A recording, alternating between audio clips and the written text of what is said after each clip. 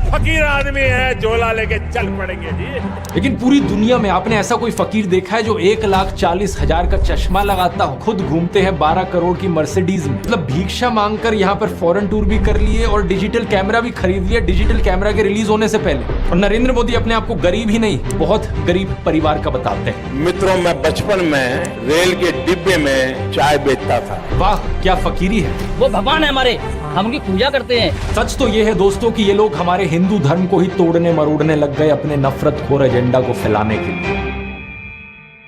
नमस्कार दोस्तों, जर्नलिस्ट अनिल यादव एक बीजेपी वर्कर मंगल वाजपेयी से बात कर रहे थे कानपुर में। मंगल एक लोडर का काम करते हैं, यानी गाड़ियों में सामान चढ़ाने का काम करते हैं। क्या नाम बताए? योगी साहब। मेरा मंगल वाजपेयी। मंगल वाजपेयी है, यहाँ लोडर का काम करवाते हैं। साथ ही साथ ये बीजेपी एमएलए महेश त्रिवेदी के लिए वॉलंटियर भी करते हैं। ये उम्मीद जता रहे थे कि बीजेपी इस बार 400 पार करेगी। चुनाव में किसका माहौल है? बीजेपी जीतेंगी, बीजेपी जीतेगी 400 के ऊपर।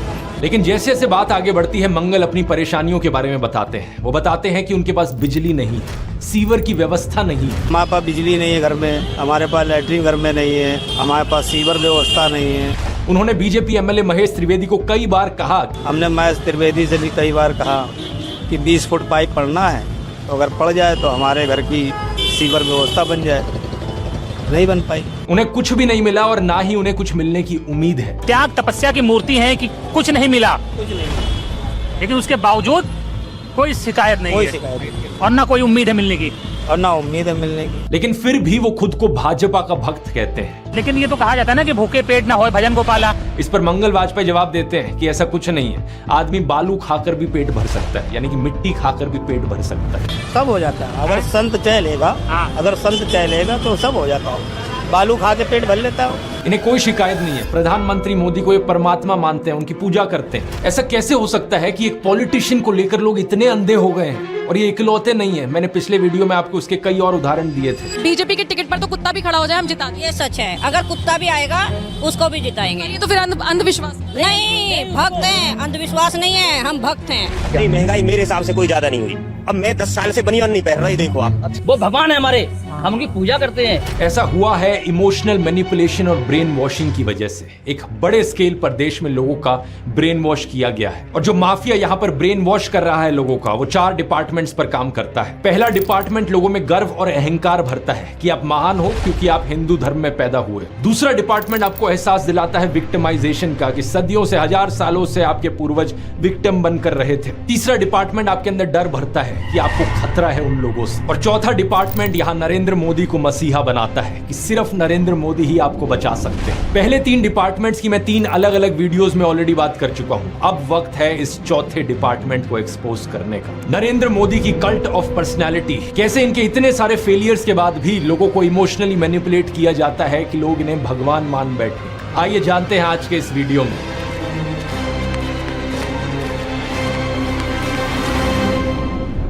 जून 2013 की बात है दोस्तों। राइटर नीलांजन मुखोपाध्याय ने एक किताब लिखी नरेंद्र मोदी के ऊपर। ये एक बायोग्राफी थी। इस किताब में लिखा गया कि कैसे नरेंद्र मोदी जब 6 साल के थे, वडनगर रेलवे स्टेशन पर गुजरात में वो चाय बेचा करते थे। ये चाय बेचने वाला किस्सा तभी से लेकर नरेंद्र मोदी की संघर्ष की कहानी का ये एक मेजर टॉकिंग पॉइंट रहा है। 2015 में जब टाइम मैगजीन ने प्रधानमंत्री मोदी का इंटरव्यू लिया तो उन्होंने बताया कि कैसे वो एक बहुत गरीब परिवार से आते थे, कैसे बचपन में वो चाय बेचा करते थे रेलवे स्टेशन पर। इनकी एग्जैक्ट लाइनें सुनिए। मैं पॉवर्टी में पैदा हुआ हूँ, बचपन में मेरा पूरा बचपन पॉवर्टी में बीता है। मेरे लिए पॉवर्टी एक तरीके की पहली इंस्पिरेशन थी मेरी जिंदगी में। लेकिन कितनी सच्चाई है इन बातों में? बहुत से लोगों ने टाइम टू टाइम सवाल उठाए हैं, जैसे कि नरेंद्र मोदी के बचपन की ये फोटो देखिए। वे 1950 यानी 1950 में पैदा हुए थे। क्या उस समय किसी गरीब परिवार में पैदा हुए बच्चे के पास ऐसे कपड़े होंगे? जरा खुद ही सोचकर देखिए। सूट तक पहन रखे हैं इन्होंने अपनी बचपन की फोटोज में। मैं खुद 1994 में एक मिडिल क्लास फैमिली में पैदा हुआ हूं, लेकिन मेरी तो बचपन की ऐसी कोई फोटो नहीं मिलेगी आपको जिसमें मैंने कोई सूट पहन रखा हो। और नरेंद्र मोदी अपने आप को गरीब ही नहीं, बहुत गरीब परिवार का बताते हैं। इंडिया टुडे ने इनकी पुराने घर की एक फोटो पब्लिश करी थी, स्क्रीन पर देखिए। बहुत बड़ा घर नहीं है, लेकिन क्या आपको ये 1950s के किसी बहुत गरीब परिवार का घर दिखता है? परिवार में नरेंद्र मोदी के 5 भाई और 1 बहन है। 2 साल पहले नरेंद्र मोदी के छोटे भाई प्रहलाद मोदी ने कहा था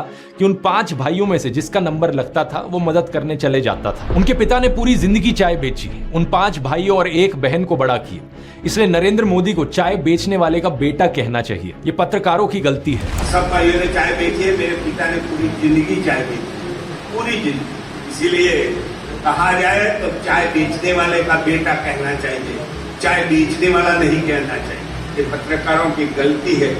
2014 में कांग्रेस नेता अहमद पटेल ने कहा था कि नरेंद्र मोदी कभी चाय वाला नहीं थे, बल्कि वो एक कैंटीन ठेकेदार थे। अब कांग्रेस की बात पर कितना यकीन किया जाए नहीं किया जाए, लेकिन 2021 में बीजेपी ने भी ये कैंटीन वाली चीज अनइंटेंशनली एक्नॉलेज करी थी। रेलवेज मिनिस्टर अश्विनी वैष्णव ने इंस्ट्रक्ट किया ऑफिशियल्स को कि वो वडनगर रेलवे स्टेशन पर एक कैंटीन को ब्यूटीफाई करें। इंडिया टुडे के आर्टिकल में यह क्लियरली लिखा हुआ है और इसके नीचे एक फोटो भी लगी है इस टी स्टॉल / कैंटीन की, जो नरेंद्र मोदी के पिता चलाया करते थे। हाल ही में लिखे गए CNN के इस आर्टिकल को देखिए। नीलांजन मुखोपाध्याय खुद कहते हैं कि मोदी की जो पॉवर्टी की कहानी है वो ग्रॉसली एग्जैजरेटेड है, यानी कि बहुत बढ़ा चढ़ा कर लोगों को बताई गई है। इतना ही नहीं, एक दूसरे आर्टिकल में नीलांजन बताते हैं कि नरेंद्र मोदी के पिता के पास इतने पैसे थे कि वो मोदी और उनके भाइयों को स्कूल भेज पाए। और स्कूल जाने का मतलब था कि वो कहीं और फुल टाइम काम नहीं कर सकते थे, बस वो स्कूल के बाद अपने पिता का हाथ बटाया करते थे। ये सब सुनकर एक बहुत बड़ा सवाल आपके मन में आएगा कि ऐसी कहानियों को क्यों बढ़ा चढ़ा कर हमें बताया जाता है। नीलांजन कहते हैं ऐसा इसलिए किया जाता है ताकि इंडियन पब्लिक को एक आइडिया बेचा जा सके।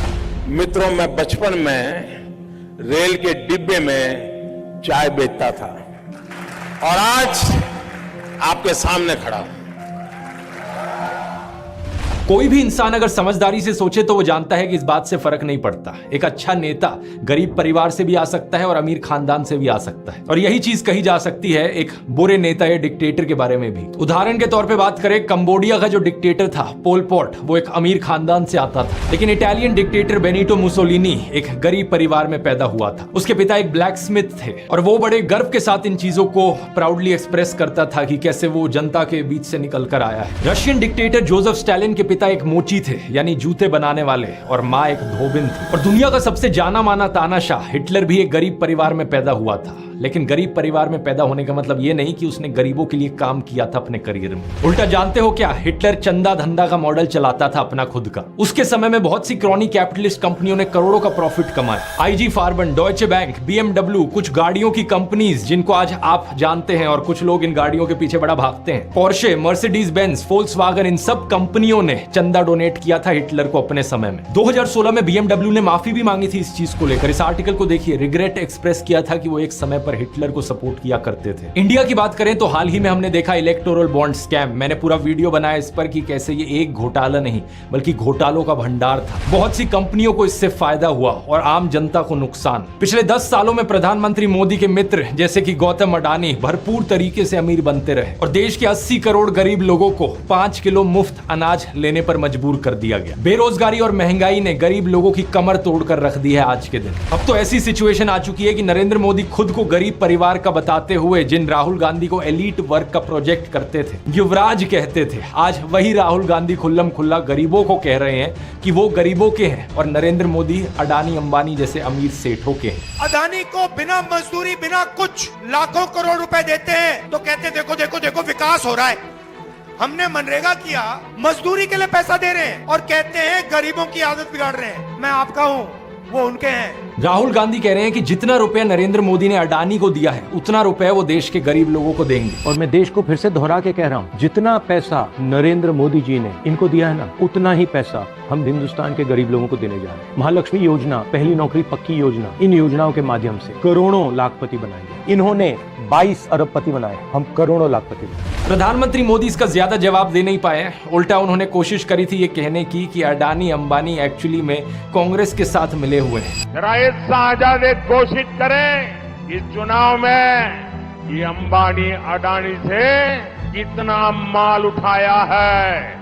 मार्च में आई इस रिपोर्ट को देखिए, भारत में इनकम इनइक्वालिटी 100 साल में सबसे ज्यादा हो गई है। इतनी बुरी हालत अंग्रेजों के जमाने में भी नहीं होती थी। ऐसे में अगर राहुल गांधी ने संकल्प लिया कि अगले 5 सालों में वो सभी 22 करोड़ गरीब लोगों को गरीबी से निकाल देंगे तो इसमें क्या गलत किया। लेकिन पीएम मोदी इस बात पर भी तंज कसने लगे। उनके पास खुद कोई अपना विजन नहीं है। 80 करोड़ लोगों के हाथ में कटोरा पकड़ा दिया और अगले 5 सालों के लिए यही 5 किलो अनाज वाली स्कीम एक्सटेंड कर दी। ना रोजगार का कोई प्लान बताया है, ना महंगाई कंट्रोल कैसे होगी ये बताया, ना गरीबी कैसे हटेगी ये बताया। और जब राहुल गांधी ने सबके लिए रोजगार की बात करी तो प्रधानमंत्री मोदी उनका मजाक उड़ाने लग गए। कांग्रेस के शाहजादे ने अभी घोषणा की, आप भी सुन करके हंसोगे।